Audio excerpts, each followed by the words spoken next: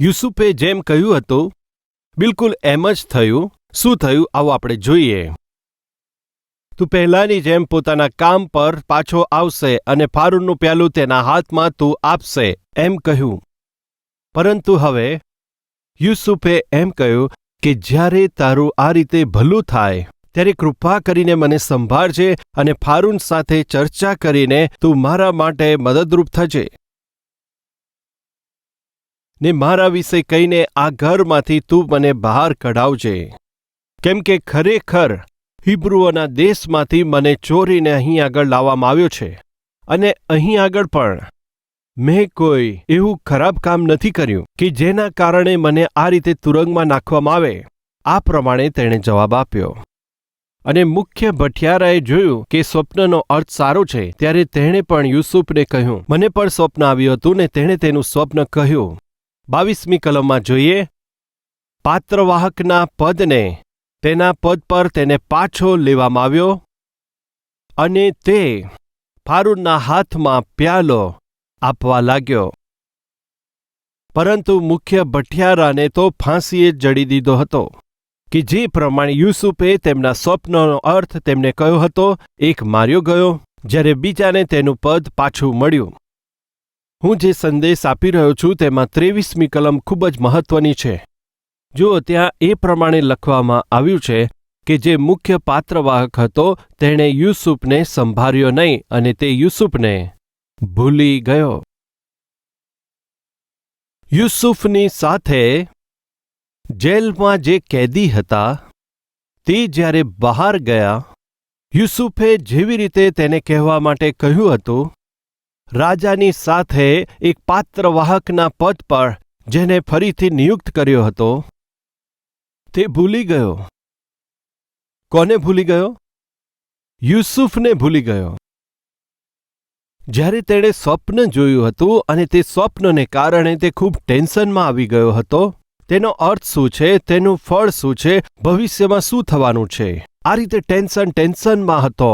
જ્યારે તેને કશું સમજ પડતી નહોતી, તે ખૂબ જ ડરી ગયો હતો અને એવા સમયમાં તેને પૂછતાછ કરીને તેને હિંમત આપી, પ્રોત્સાહન આપ્યું. જેલમાં જ્યારે હતા ત્યારે તેને એવી રીતે મદદ કરી. બ્રધર, 1 મિનિટ, મને નથી લાગતું કે આ બધું બાઇબલમાં છે. યસ, આવો જોઈએ. 6ઠ્ઠી કલમ વાંચે. 6ઠ્ઠી કલમમાં સવારે જ્યારે તુરંગમાં ગયો ત્યારે તેણે તેમના પર દ્રષ્ટિ કરી. જ્યારે તેમના પર દ્રષ્ટિ કરી ત્યારે શું જોયું કે તેમના મોં ઉદાસ છે.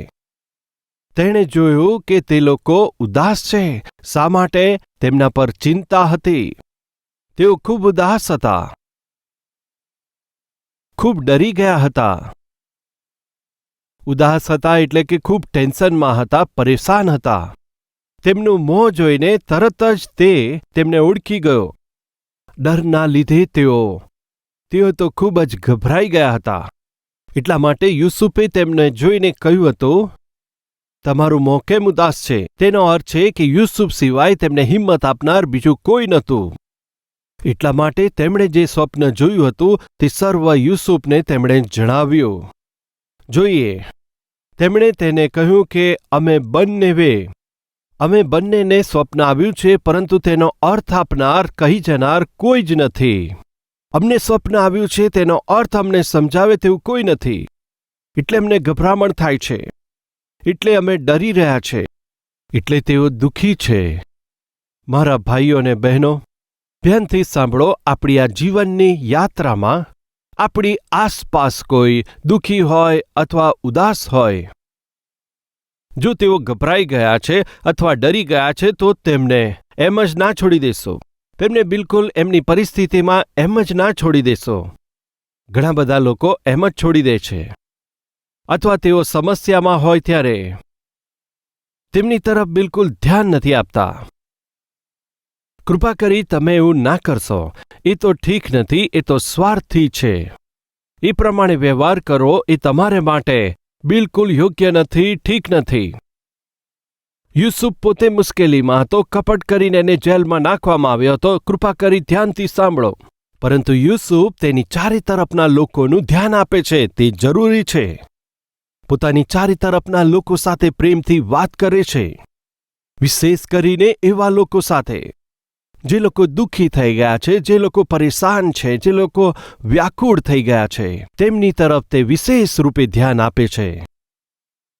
આ બાબત દર્શાવે છે તેનો આત્મિક સ્વભાવ તે સારું છે, તે આશીષમય છે. જો તમે ધ્યાન નહીં આપો તે આશીષમય નથી. પોતાના જેવો બીજા પર પ્રેમ રાખો, એ તો પરમેશ્વરની આજ્ઞા છે. આખું બાઇબલ પણ જોઈએ તો એક જ આજ્ઞા દ્વારા જ આ આજ્ઞા દ્વારા જોડાયેલું છે. જ્યારે આપણે પરમેશ્વરને પૂછીએ છીએ ત્યારે પરમેશ્વર પણ એ જ પ્રમાણે જવાબ આપે છે, પોતાના જેવો બીજા ઉપર પ્રેમ કરો. જ્યારે તમે અન્ય ઉપર પ્રેમ રાખો છો ત્યારે બાઇબલની સર્વ આજ્ઞાઓનો સમાવેશ થાય છે. એટલા માટે જરૂરી છે બીજા ઉપર પોતાના જેવો પ્રેમ રાખો. ઘણા લોકો એમ વિચારે છે હું ઠીક રહું એટલું જ પૂરતું છે, તેઓ સુખ શાંતિમાં રહે બસ એમના માટે એટલું જ પૂરતું છે, હું આનંદિત રહું એ જ પૂરતું છે. કેટલાક પતિ એમ વિચારે છે હું ઠીક રહું એટલે બસ છે, તેઓ સારા કપડાં પહેરી લે એટલે બસ છે, તેમના માટે દારૂને માટે અથવા પત્તા રમવા માટે પૈસા હોય બસ છે, અથવા દોસ્તો મળી જાય તો પૂરતું છે. એક પતિ અથવા એક પિતા બાળકોનું ધ્યાન નથી આપતા, પત્નીનું ધ્યાન નથી આપતા, તેઓ પોતાની તરફ જ જુએ છે, પત્ની અથવા બાળકોનું ધ્યાન નથી આપતા. આ માત્ર સ્વાર્થની વાત છે. એ જ પ્રમાણે કેટલીક પત્નીઓ છે હું ઠીક રહું એટલે પૂરતું છે, બસ મારું સચવાવું જોઈએ. પતિએ યોગ્ય રીતે ભોજન કર્યું છે કે નહીં તે વિશે ચિંતા નથી, પતિને સારું છે કે નહીં ચિંતા નથી, પતિની તબિયત સારી છે કે નહીં ચિંતા નથી, બાળકોને સારું છે કે નહીં પરવા નથી, તેમણે અભ્યાસ કર્યો કે નહીં પરવા નથી. આ કેવા પ્રકારના લોકો છે જણાવો, શું તે માણસો છે? આ તો ખૂબ જ ખરાબ વાત છે. પરિવાર એટલે જવાબદારી છે, પરિવાર એટલે એક ફરજ છે. કેટલાક લોકોની જિંદગીમાં આવું જોવા નથી મળતું. જરા ધ્યાનથી સાંભળો. આજે આ વાત સાંભળનારા પ્રિય ભાઈઓ અને બહેનો, આજે જો તમારા જીવનમાં તમે આશીર્વાદ પામવા માંગતા હોય તો આ ગુણ તમારા જીવનમાં હોવા જ જોઈએ. બીજાઓ પ્રત્યે પ્રેમ ભાવનો ગુણ, બીજાઓ પ્રત્યે પ્રેમ ભાવ દેખાડવાનો ગુણ. આ શું કહી રહ્યા છો બ્રધર? મારું પોતાનું જ કોઈ ઠેકાણું નથી અને હું બીજાની શું દેખભાળ કરવાનો? યુસુફની સ્થિતિ પણ આવી જ હતી. યુસુફ આરોપી છે એવી છાપ લાગી ચૂકી હતી. પોતાના માલિકની સ્ત્રી ઉપર તેણે ખરાબ નજર નાખી એવો દોષ મૂકીને તેને કપટથી જેલની અંદર નાખવામાં આવ્યો હતો. જે લોકો પ્રેમ બતાવે છે, જે લોકો દયા દર્શાવે છે, જે લોકો આત્મિકતા બતાવે છે, પૈસા ખૂબ મહત્વના નથી. પ્રેમના ગુણ તો દેખાવા જોઈએ. પ્રેમ એટલે કે એક અંધ વ્યક્તિને પણ દેખાય એવો અદ્ભુત ગુણ છે. બહેરો વ્યક્તિ પણ સાંભળી શકે તેવો આ અવાજ છે. એક મૂંગો વ્યક્તિ પણ બોલી શકે તેવી આ ભાષા છે. તેને ભૂલશો નહીં. જ્યારે તે મુશ્કેલીમાં હતો તો પણ તેણે તેમને જોયા ત્યારે તે સમજી શક્યો કે તેઓ ઉદાસ છે. ત્યારે તેણે જઈને તેમને પૂછ્યું, શું થયું છે જણાવો, તમે શા માટે ઉદાસ છો? આવો જોઈએ. ઉત્પત્તિ 40:6. સવારે જ્યારે યુસુફ અંદર ગયો, જ્યારે તેણે તેમના પર નજર નાખી ત્યારે તેણે જોયું કે તેઓ તો ઉદાસ છે.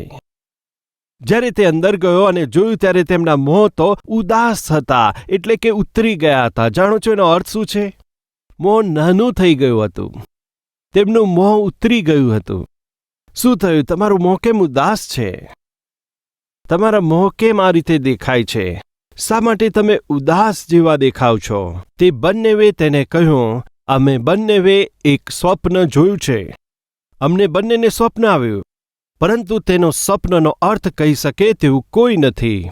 અમે સમસ્યાને લીધે જેલમાં આવ્યા છે, પરંતુ હવે અમે સ્વપ્ન જોયું છે અને અમારા જીવ ગભરાય છે અને અમારા સ્વપ્નનો અર્થ કોઈ કહી શકતું નથી.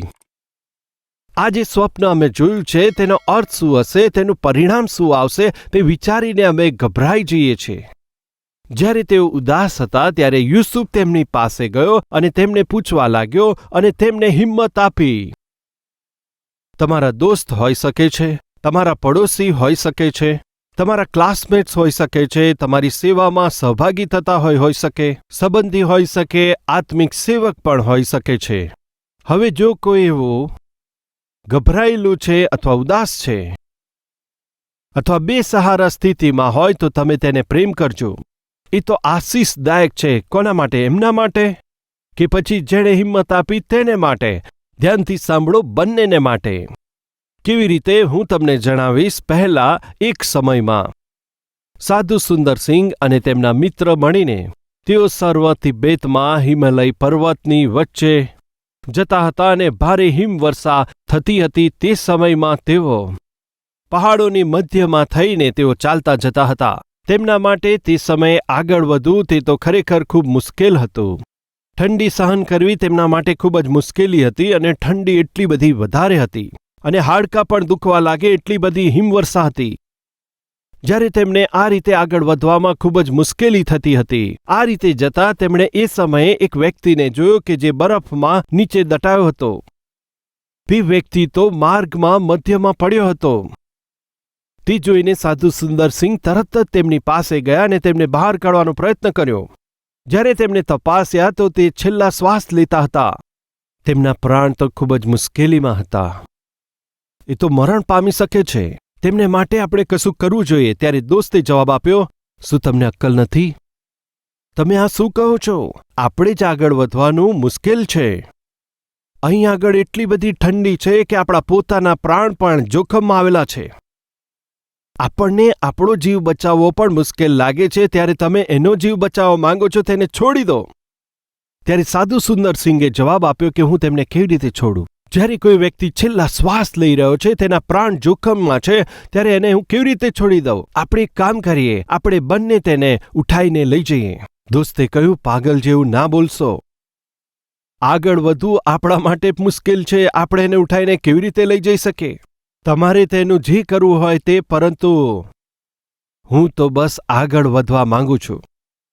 સાધુ સુંદરસિંહ ત્યાં જ રહ્યા અને તે અજાણ્યા વ્યક્તિને પોતાના ખભા ઉપર તેમણે ઉઠાવી લીધો અને ધીરે ધીરે તે આગળ વધવા લાગ્યા. ત્યારે શું થયું તે શું તમે જાણો છો? સાધુ સુંદરસિંહજીને ખૂબ જ ઠંડી લાગતી હતી, પરંતુ જ્યારે તેમણે તે વ્યક્તિને ઉઠાવ્યો ત્યારે એમને ગરમાવો લાગ્યો. શરીરમાં ગરમાવો થયો. તે વ્યક્તિને ખૂબ ઠંડી લાગી હતી અને ઠંડીને લીધે તેનું શરીર કાંપતું હતું. પરંતુ ધીરે ધીરે હવે તે વ્યક્તિ વાતો કરવા લાગ્યો. શું તમે જાણો છો? સાધુ સુંદરસિંહજીએ જ્યારે પોતાના ખભા પર તેને ઉઠાવ્યો ત્યારે તે વ્યક્તિના શરીરને અને સાધુ સુંદરસિંહના શરીરને, તે બંને વ્યક્તિને ગરમાવો થયો. તે વ્યક્તિના શરીરની ગરમી સાધુ સુંદરસિંહને પ્રાપ્ત થઈ અને સાધુ સુંદરસિંહજીના શરીરની ગરમી તે વ્યક્તિને મળી અને આ રીતે બંનેના શરીરને ગરમાવો પ્રાપ્ત થયો. તે બંને ઠીક રહ્યા અને તેઓ વાતો કરવા લાગ્યા. ગરમીને કારણે ઠંડી લાગવાનું ઓછું થયું અને તેઓ ધીરે ધીરે આગળ વધતા જતા હતા. અને જ્યારે તેઓ આ રીતે ધીરે ધીરે આગળ વધી રહ્યા હતા ત્યારે તેમના પગને કશુંક અથડાઈ રહ્યું હતું. ત્યારે તેમણે નીચે વળીને તે જોવા પ્રયત્ન કર્યો. જાણો છો કોણ હતું? આપણે શું કરવા તકલીફ ઉઠાવીએ? તે મુશ્કેલીમાં છે, તેને શા માટે હું ઉઠાવીને ચાલો? તમારે ઉઠાવવા હોય તો તમે ચાલો. એ રીતે કહીને જે વ્યક્તિ આગળ વધી ચૂક્યો હતો તે વ્યક્તિ બસ થોડે દૂર ગયો હતો, પરંતુ ઠંડીને કારણે ત્યાં ઢળી પડ્યો હતો. સાધુ સુંદરસિંહે પ્રેમથી તે વ્યક્તિને સ્પર્શ કર્યો ત્યારે તો તે મરણ પામ્યો હતો. તે મરી ગયો હતો. જુઓ, જે વ્યક્તિ મુશ્કેલીમાં હતો તેને ખભા પર ઉંચકી લીધો ત્યારે તે વ્યક્તિ તો બચી ગયો. સાધુ સુંદરસિંહ પોતે પણ મરી ગયા હોત. ત્યાં એટલી ખરાબ પરિસ્થિતિ હતી, પરંતુ સાધુ સુંદરસિંહ તો બચી ગયા હતા. જ્યારે બીજો વ્યક્તિ મુશ્કેલીમાં હતો એને ખભા પર ઉંચક્યો. સાધુ સુંદરસિંહને માટે આશીષદાયક બન્યું. ઘણીવાર એવું બને છે કે જે લોકો મુશ્કેલીમાં હોય, પરેશાનીમાં હોય, તેમને પરમેશ્વર લાવે છે અને આપણે અથવા આપણને મોકલે છે એમની પાસે. એવા લોકો આપણી આસપાસ રહેતા હોય છે. જાણો છો, કેમ કે તેમના દ્વારા આપણને આશીષ મળે. પણ જ્યારે તમે એમના પ્રત્યે પ્રેમ દેખાડો છો અને એમના પ્રત્યે આત્મિકતા બતાવો છો ત્યારે પરમેશ્વર તમને પણ આશીષ આપે છે. તમે તેને કદી પણ ભૂલશો નહીં. તે દિવસે જ્યારે તેઓ ઉદાસ હતા, જ્યારે તેઓ ગભરાયેલા હતા, ત્યારે તેમણે તેની પૂછતાછ કરી, અરે શું થયું છે? તમે આ રીતે નિરાશ કેમ થયા છો? ચાહે તેઓ ગમે તેવી રીતે રહે, મારે શું એ રીતે વ્યવહાર કર્યો હોત? યુસુફ જો પોતાના કામમાં જ મગ્ન હોત, ચાહે ગમે તે થાય, એ તો જેલમાં જ હતો ને. જો તે પોતાના કામમાં જ મર્યાદિત હોત તો તેમના સ્વપ્નનો અર્થ ના કહી શકતો. તે તો જેલની અંદર જ રહી જાત. જ્યારે લોકો દુઃખી રહેતા હતા ત્યારે યુસુફ તેમને હિંમત આપતા હતા. મારા ભાઈઓ અને બહેનો, કૃપા કરીને સર્વ લોકોને માટે આપણે ખ્રિસ્તનો પ્રેમ વહેંચીએ. તમારી પાસે પૈસા નથી તો પણ તમારી વાત દ્વારા તેમને હિંમત આપો. પોતાની વાતો દ્વારા તેમના દુઃખોને દૂર કરો. તેમને બળ આપો. મુશ્કેલીના સમયમાં તમારી વાતો દ્વારા તેમને હિંમત પમાડો, એમને પ્રોત્સાહન આપો. આ સર્વ કરવા માટે પૈસાની કોઈ જરૂર નથી. તે દિવસે યુસુફે એમ જ કર્યું.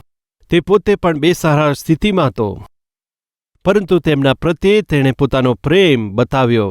અમે એક સ્વપ્ન જોયું છે, પરંતુ તેનો અર્થ કોઈ જણાવી શકતું નથી. એ સ્વપ્નને લીધે અમે ગભરાઈએ છીએ. તે સ્વપ્ન શું છે જરા મને જણાવો. ત્યારે તેમણે તે સ્વપ્ન કહ્યું. તેમાંથી એક સ્વપ્નનો અર્થ યુસુફે જણાવ્યો કે તમે જે નોકરી ગુમાવી છે તે તમને પાછી મળશે. અને બીજું સ્વપ્ન, તમારી ભૂલને લીધે તમને દંડ મળશે અને તેને લીધે તમે મરશો. અને એમ જ તે વ્યક્તિ માર્યો ગયો. પરંતુ બીજા વ્યક્તિને રાજાની પાસે જવાનું મળ્યું. તેને તો પાત્રવાહકની નોકરી પાછી મળી ગઈ. તેણે જે નોકરી ગુમાવી હતી તે પાછી મળી. અને જ્યારે તે વ્યક્તિ જેલમાંથી નીકળતો હતો ત્યારે યુસુફે તે વ્યક્તિને કહ્યું, જે મેં કહ્યું હતું એમ જ થયું ને? હા, બિલકુલ એમ જ થયું છે. તમે ગુમાવેલી નોકરી તમને પાછી મળી ગઈ છે. એક નાની રિક્વેસ્ટ છે. શું છે તમે જણાવશો? તમે રાજાની પાસે જઈ રહ્યા છો. તમે તેની જ પાસે રહેશો. પાત્રવાહકના રૂપમાં રાજાને તમે પ્યાલો આપશો. મારી મદદ કરજો. હા, બોલો. તેમને મારા વિશે જણાવજો. હું આ દેશનો વ્યક્તિ નથી. હું તો એક હિબ્રુ છું. મને દગો કરીને વેચવામાં આવ્યો છે ને આ દેશની અંદર લાવવામાં આવ્યો છે. બીજું, મેં કોઈ ભૂલ નથી કરી, પરંતુ અન્યાયથી મને જેલની અંદર મોકલ્યો છે. રાજાને મારા વિષયમાં બતાવીને મને અહીંયાથી છોડાવશો? આ તો યુસુફની રિક્વેસ્ટ હતી. અને જુઓ, તે કંઈ ખોટી નહોતી. ડેફિનેટલી રાજાને તો હું તમારા વિષયમાં જરૂરથી જણાવીશ કહ્યું. હું તમારી મદદ જરૂરથી કરીશ. એ પ્રમાણે વચન આપ્યું. પહેલો દિવસ જોયો હશે, બીજો દિવસ જોયો હશે, કદાચ અઠવાડિયા સુધી રાહ જોઈ. કદાચ સારી ખબર આવશે, કેમ કે મેં તેને કહ્યું હતું. પરંતુ કશું પણ ના આવ્યું. પત્ર આવશે કે તેને તમે છોડી દો એમ, પરંતુ કશું જ આવ્યું નહીં. આજે તમને પણ એવી જ ઈચ્છા છે. શું છે પત્ર? શું છે? તમારો એપોઇન્ટમેન્ટ લેટર અથવા પ્રમોશન લેટર અથવા પ્રોગ્રેસ રિપોર્ટ. તમને પણ એ પત્રની જરૂર છે. કયો પત્ર? Confirmation letter. બધું નોર્મલ છે, કોઈ બીમારી નથી. You are expecting A letter. You are expecting A report. You are expecting N answer. અઠવાડિયું થઈ ગયું. તે રાહ જોઈ રહ્યો છે. 2 અઠવાડિયા થઈ ગયા. 3 મહિના વીતી ગયા. વર્ષ થઈ ગયું. કોઈ આન્સર નહીં. 2 યર્સ. કોઈ જવાબ ના મળ્યો. વાય? યુસુફના જીવનમાં આટલું બધું મોડું થયું. તેનું કારણ શું? તેને જવાબ શા માટે ના મળ્યો? 2 યર્સ. ત્યાર પછી ફારૂને સ્વપ્ન જોયું. તેનો અર્થ બતાવનાર કોઈ નહોતું. ત્યારે યુસુફને બોલાવ્યો. તેણે તેનો અર્થ કહ્યો. ત્યારે ફારૂને શું કહ્યું? પરમેશ્વરનો આત્મા જેનામાં હોય તેના જેવો બીજો કોઈ વ્યક્તિ શું આપણા રાજ્યમાં તેના જેવો બીજો કોઈ મળે? ત્યારે સર્વ લોકો ચૂપ થઈ ગયા. તેઓ બસ ચૂપચાપ જોતા જ રહ્યા. નહીં, એવો કોઈ વ્યક્તિ આપણા દેશમાં નથી. અને એટલા જ માટે હું મારા પછી યુસુફને સૌથી મોટો અધિકારી બનાવવા માંગુ છું. તેને અંગૂઠી આપી, તેને પ્રધાનમંત્રી બનાવીને પોતાના સિંહાસન પર બેસાડ્યો. પોતાના ઘરની સર્વ વસ્તુઓ પર તેને અધિકાર આપ્યો. પરમેશ્વર દ્વારા નિયુક્ત કરેલા સમય સુધી યુસુફે પોતાના વિશ્વાસને કાયમ રાખ્યો. અને ત્યારે શું થયું? પરમેશ્વરે ખૂબ જ અદ્ભુત કામ કર્યું. યુસુફને સિંહાસન ઉપર બેસાડ્યો. હું તમને પૂછી રહ્યો છું, ધીરજના ફળ મીઠા છે એમ વડીલો કહે છે, પરંતુ તમારા આત્મિક જીવનમાં વાર થવી એ તમારા માટે એ તો આશીષમય છે. એ વાતને તમે ભૂલશો નહીં. પ્રભુના નામમાં વિનંતી કરું છું.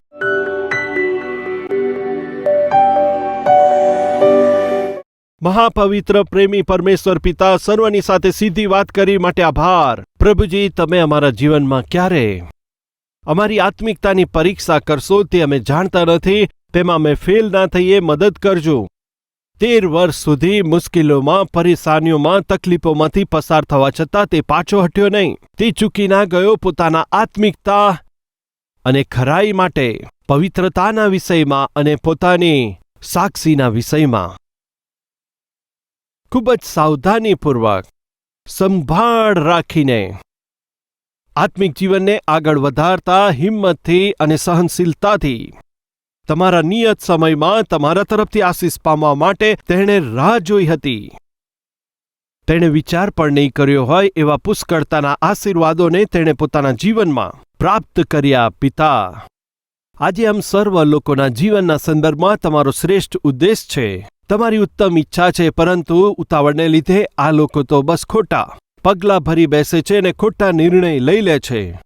અમને ખોટા નિર્ણય લેવાથી અને પોતાના જીવનની અંદર ઉતાવળ કરવાથી અમને બચાવી લેજો.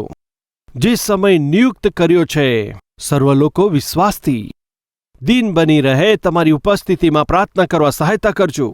આજે જે લોકોએ વચન અનુસાર પોતાના જીવનમાં ચાલવાનો નિર્ણય કર્યો છે, તેમના જીવનમાં તમે પુષ્કળતાના આશીર્વાદો આપજો અને તેમના જીવનની અંદર તમે જ પ્રગતિ આપજો. તેઓ આશીષિત થાય ત્યાં સુધી તેમની આત્મિકતાને તમે સાવધાનીપૂર્વક બચાવીને રાખજો. પિતા, ઈસુ ખ્રિસ્તના નામમાં માંગે છે પિતા. આમેન.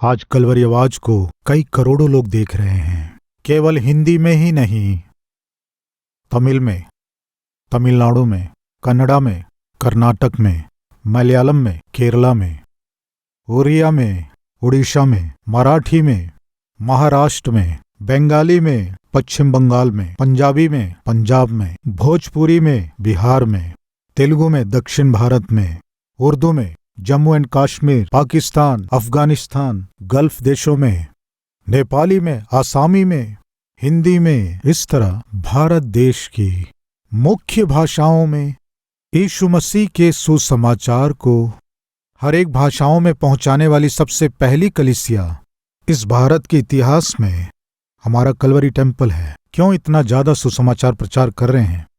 क्यों इतने सारे भाषाओं में सुसमाचार पहुंचाने की कोशिश कर रहे हैं? कृपया ध्यान दीजिए, रोमियो की पत्री 10वां अध्याय 13वां वचन, क्योंकि जो कोई प्रभु का नाम लेगा वह उद्धार पाएगा। कौन उद्धार पाएगा? जो प्रभु के नाम से प्रार्थना करेगा वो उद्धार पाएगा। यदि किसी को उद्धार पाना है तो किए गए पापों से क्षमा पाना है तो उसे प्रभु से प्रार्थना करना है। यदि प्रभु से प्रार्थना करना है तो प्रभु पर विश्वास करना है। विश्वास करना है तो प्रभु के विषय में सुनना है। प्रभु के विषय में सुनना है तो किसी न किसी को सुनाना है। किसी न किसी को सुनाना है तो उस सुनाने वाले को कोई ना कोई भेजना है। कलवरी आवाज की सहायता करने वाले क्या कर रहे हैं जानते हैं? इस दीन सेवक के प्रचार करने वाले सुसमाचार को पीछे रहकर सहायता कर रहे हैं।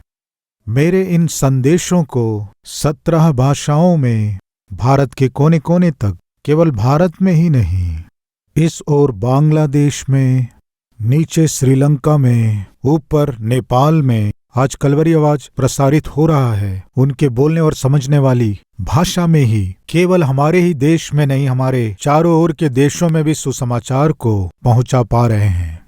आने वाले दिनों में एशिया के हर एक देश में सुसमाचार पहुंचाने वाली कलीसिया के रूप में हमारी कलीसिया को परमेश्वर आशीष देना है, ऐसे हमें प्रार्थना करना है। जिस सत्य को हम जानते हैं अगर उसे औरों को ना बताएं तो कितना बुरा है। एक निर्णय लीजिए, अगर मैं उद्धार पाया हूं तो कोई ना कोई मुझे यीशु के विषय में बताया है।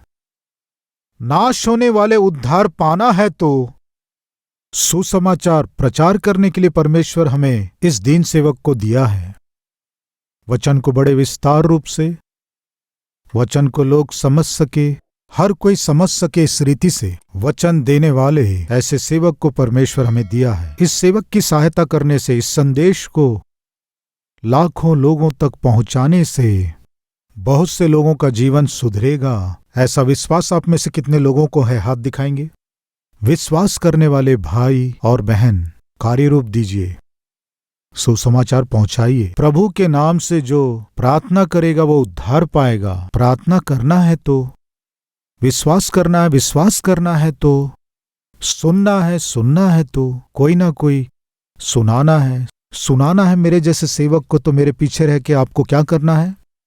इस सेवक की आवाज को बहुत सी भाषाओं में अनुवाद करके उन तक पहुंचाना है। मैं जो कर सकता हूं, हो सकता आप वो नहीं कर पाएं। आप जो कर सकते हैं वो मैं शायद ना कर पाऊं। आप और मैं सहमत होने से ही संसार में सुसमाचार को पहुंचा पाएंगे। इसलिए निर्णय लीजिए। परमेश्वर जो सामर्थ दिया है आपको, महीने में एक बार या 2 महीने में एक बार या 3 महीने में एक बार, या परमेश्वर के आपके जीवन में किए गए भलाइयों के लिए आशीषों को देने से धन्यवादी होकर सुसमाचार के लिए सहायता करें। आइए हम सब मिलकर मसीह के सुसमाचार को पूरे संसार तक पहुंचाने की हम कोशिश करें। यह हमारी जिम्मेदारी है, इसे हम ना भूलें।